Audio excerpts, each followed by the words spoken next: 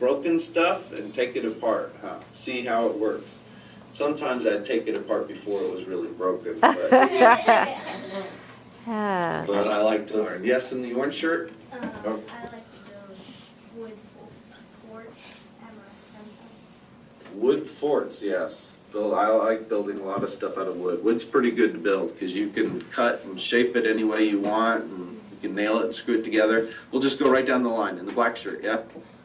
So you said that you took apart tons and tons of remote cars, right? Yeah. Well, so that means you took apart over 2,000 pounds of remote cars. Tons? 2,000? Yes, you're right. Probably.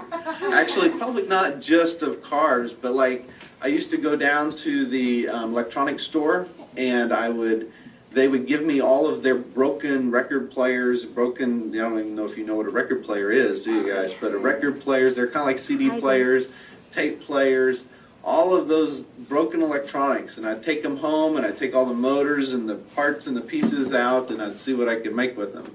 So, yeah, that taking apart things, learning how things are made, that's a great way to then give you the foundation of how to invent things. Because if you're going to invent something, you need to know how things work in the first place in order to make it better, make it different.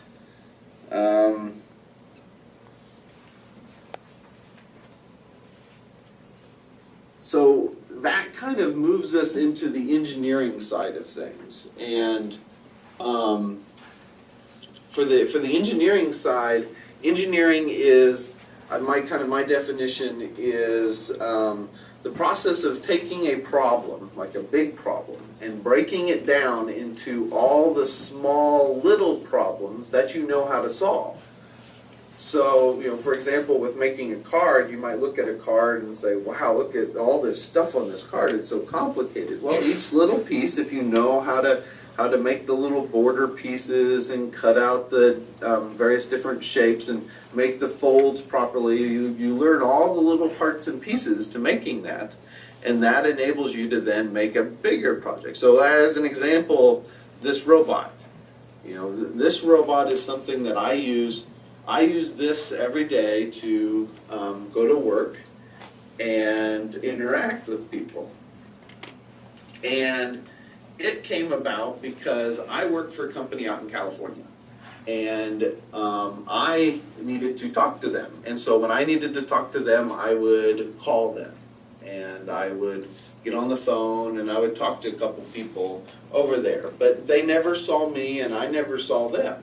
And so it was sometimes hard to communicate because I like to use my hands. I like to show them things. Look at my workbench back there. See all that lovely junk and all kinds of stuff. So I'd like to show them what I'm working on and things like that. And it was kind of hard to just do that over the phone. I'd have to describe it and stuff. And so from there we got into using Skype. Has anybody used Skype before? Yeah? What do you use Skype for here in front? Me? In the gray shirt. To interact with people face to face. So who do you interact with, or who do you talk to with Skype? My friend. Who's that? My friend. Your friend? Yeah, yeah.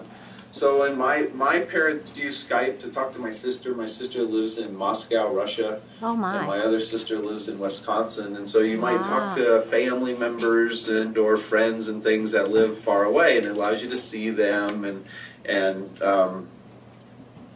talk to them. And so I would do that with people. I would Skype to their computer, and I would kind of show them with my camera what I'm working on, and they would kind of show me, and we'd interact and stuff like that.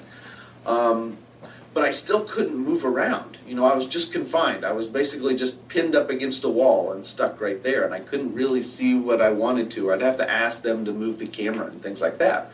So then we went, or when we go to other rooms and work on stuff, when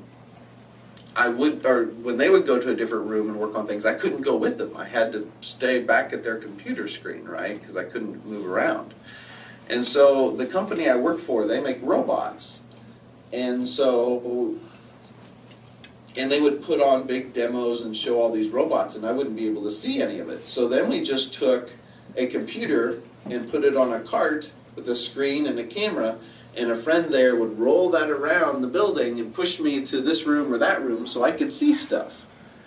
And that enabled me to see things, but it was kind of awkward to have to have somebody roll this cart around, and then they'd have to tell them to move me or things like that. And so with the robots that the company makes, I took some of the spare parts, some of the drive wheels and things like that, and made this thing. This thing now allows me to move around and be able to interact with people and go where I want to go. And you can see it looks kind of complicated. There's lots of stuff on here, and a robot is pretty complicated.